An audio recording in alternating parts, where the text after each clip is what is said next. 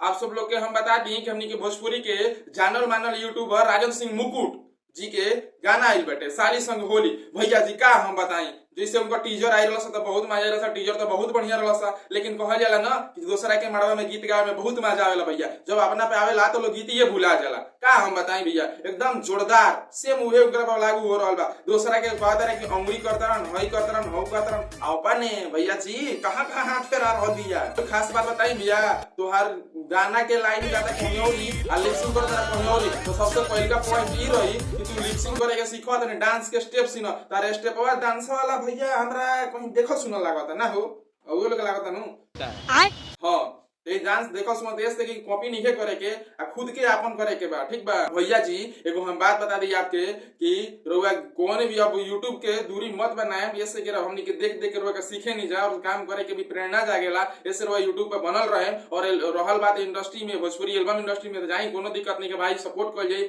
लेकिन भैया जी एक सेकेंड गोलिया में लगा देती तो बढ़िया रहल। यहाँ लगावल कौन जरूरी रहल से बताई तो।